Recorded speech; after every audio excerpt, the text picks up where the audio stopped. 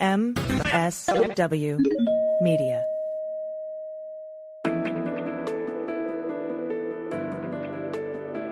SpyTalk, a podcast at the intersection of intelligence, foreign policy, national security, and military operations. Hi there, I'm Jeff Stein, and this is SpyTalk.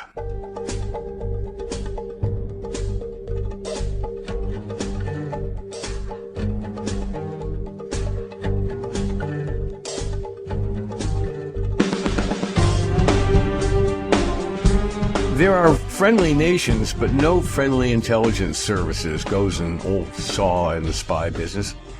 What that means in practicality is that we have close intelligence relationships with our allies, but in many cases we also spy on each other, not entirely trusting what they're telling us. In no place is this convoluted arrangement better exemplified than in the security relationship between the U.S. and Israel, who have a long history of snooping on each other while closely working together on mutual targets like Iran and its allied militias, Hezbollah in Lebanon, the Houthis in Yemen, and now Hamas, of course, in Gaza. Here to discuss that with me today is my old friend and colleague, Jonathan Broder.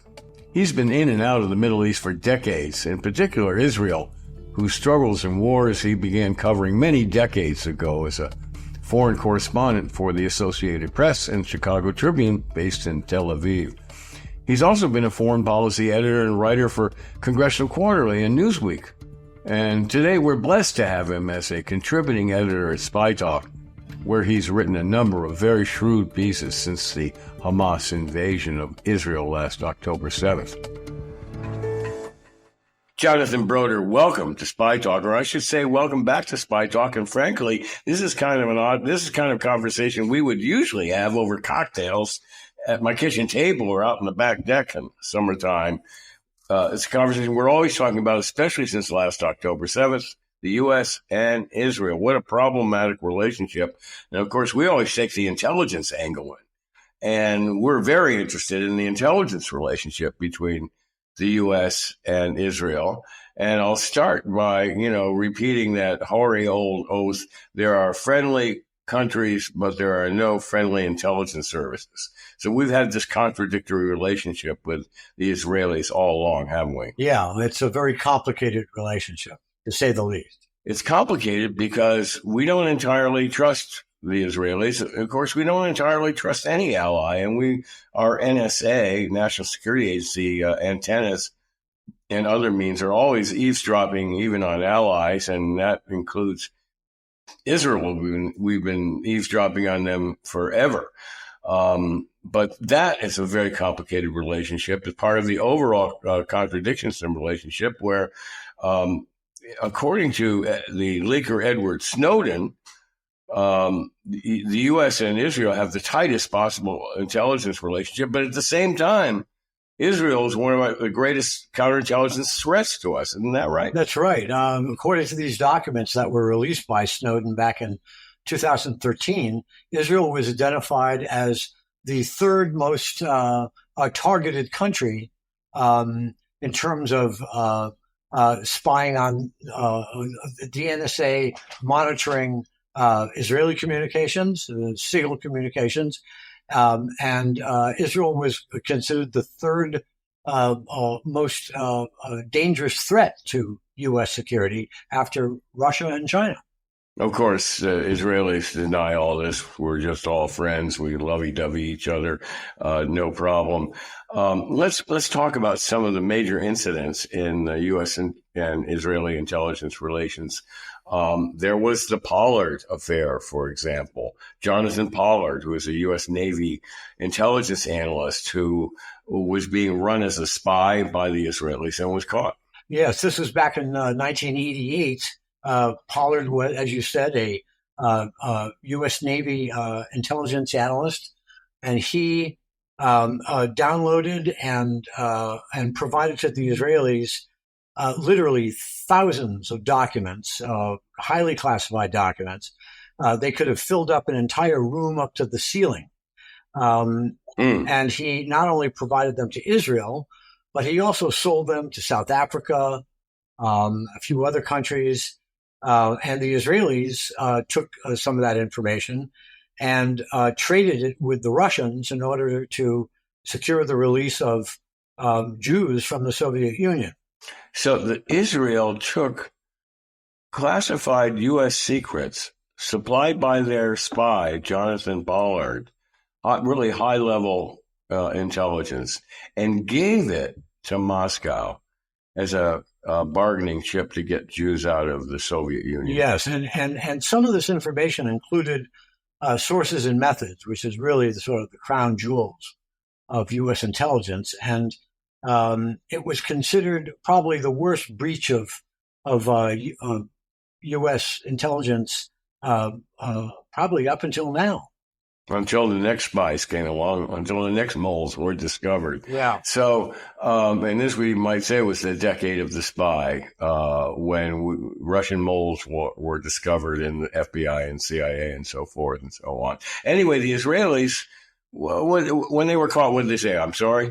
Never happened again? Well, yeah, they in the beginning, they denied it. But then they finally acknowledged it, apologized, and promised that they would never spy again. But in fact, what happened was the Israelis continued to spy on the United States, and to this day continue to. But the spying has become much more subtle, more cautious, and more sophisticated. So, for example, it's not so much using human intelligence the way Pollard was used as an asset, but it's what they'll do is they'll invite people over for academic conferences. They will bug their rooms. They will try to suborn them.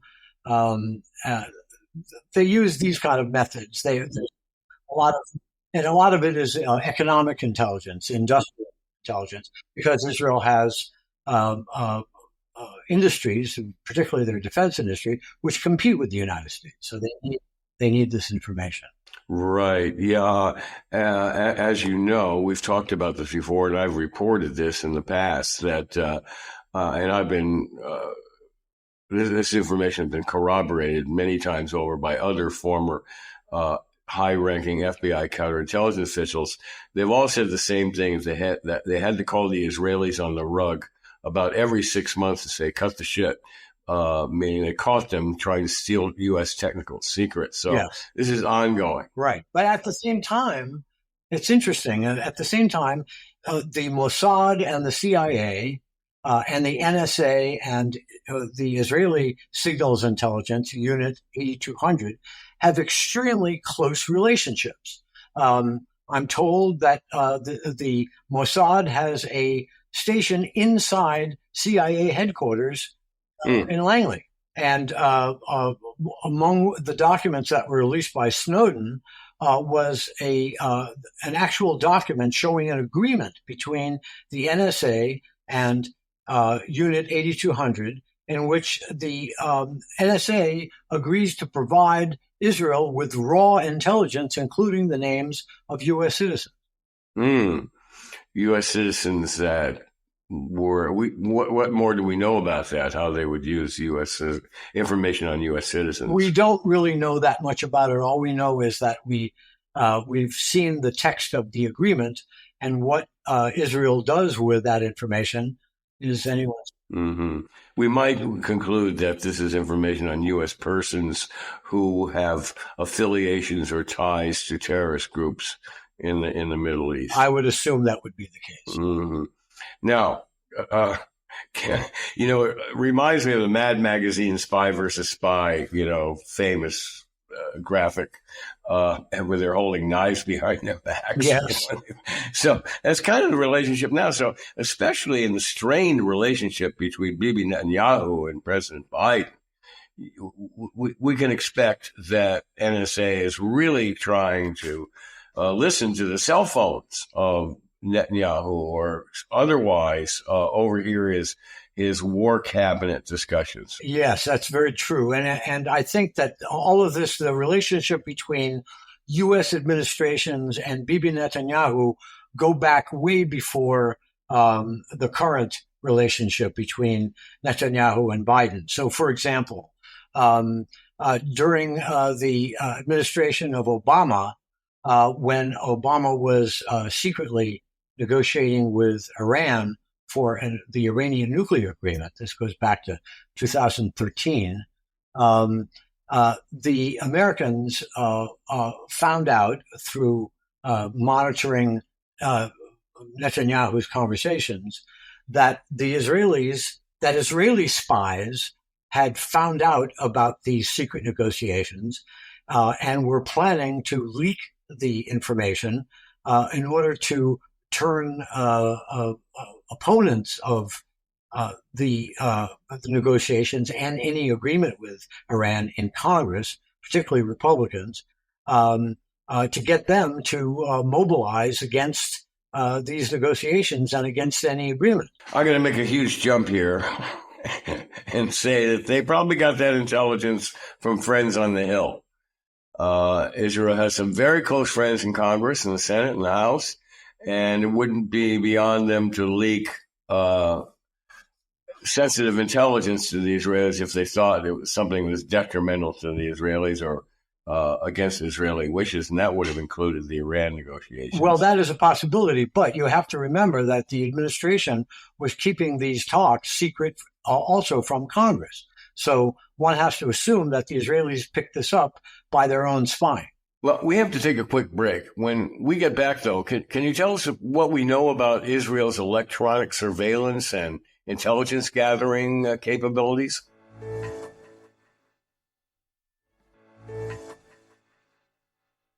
As I said before, the Israeli spying continued after Pollard, but it became much more cautious. And what I mean by that was they didn't so much use or try to suborn American officials to spy, in other words, human intelligence. They used electronic intelligence. The Israelis are believed to have a device. I believe it's called Stingray, but in any case, it's a device that mimics a cell phone tower. So when somebody uses their cell phone in Washington, over at the State Department or at the White House or at the Energy Department, this device that the Israelis use pick up these conversations as a cell phone tower would, and they can download the entire contents of somebody's cell phone. I reported on this many years ago when you and I were together at Congressional Quarterly, and I first began the SpyTalk column. I broke a story about these stingrays that were popping up, that U.S. counterintelligence was finding popping up around downtown Washington.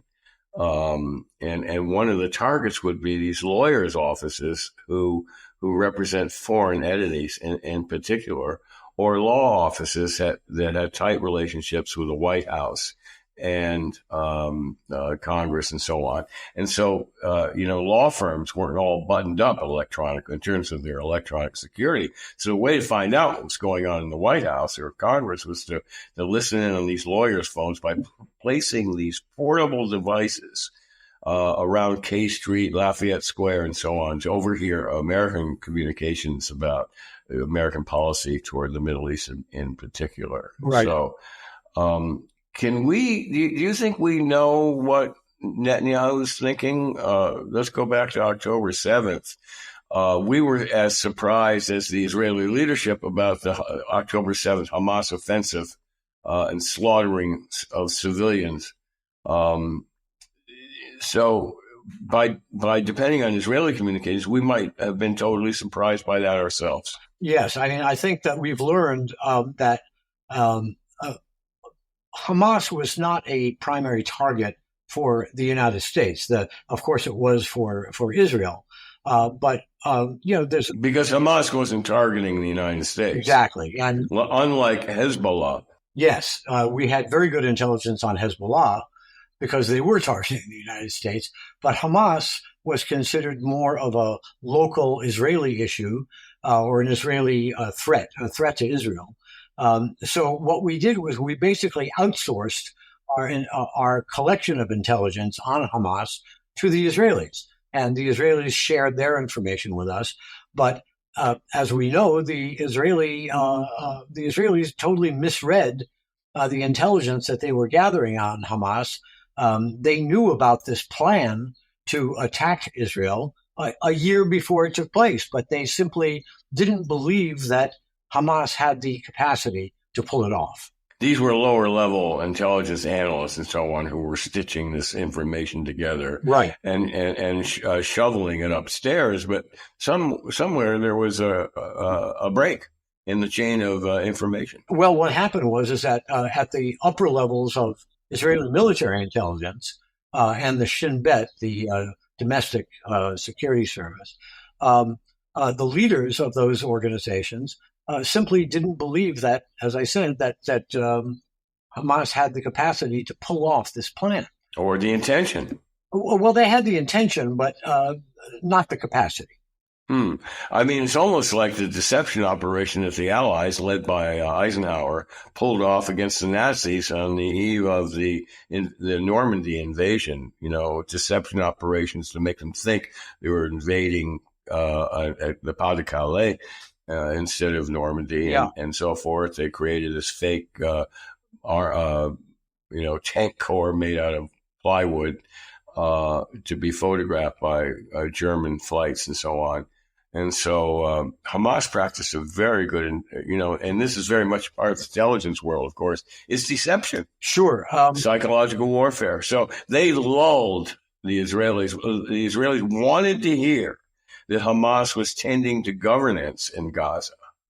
And they knew that. So they fed them that line that, we're very happy with the financial aid and so on. And we're concentrating on, civil governance in Gaza. We don't have any, aggressive plans toward you anymore. That was part of it. But I think the more apt comparison is not so much the World War II comparison, although that is part of it, but it would be the Israeli intelligence failure in 1973, when the Egyptians and the Syrians were holding exercises near the Suez Canal and the Golan Heights, respectively. And they would bring troops up to the canal and then bring them back, and then bring them up again, and then bring them back. And they just did these continuous exercises. And when they finally did the real thing, the Israelis believed it was an exercise. And that's basically what the interpretation was of the exercises that the Israelis watched the Hamas militants carrying out inside the Gaza Strip in broad daylight. Right. Now, we've heard in the news recently the U.S. is, we have this really contradictory, it seems to most people, policy towards Israel. I dare say that the man on the street, the woman on the street who's trying to follow U.S.-Israeli relationships in regard to Gaza right now, totally confused what we're doing. First of all, at one time we announced we're stopping arms shipments, and then no, we're continuing arms shipments. I expect that the folks at CIA headquarters, NSA headquarters, and their counterparts in Israel, Shin Bet and Mossad, and so on, are just sort of throwing up their hands and saying, "Well, we'll just keep our heads down, and go ahead with our intelligence work." And all this other stuff is, happening way up in the clouds. Yes. I mean, there's always a political dimension to the relationship.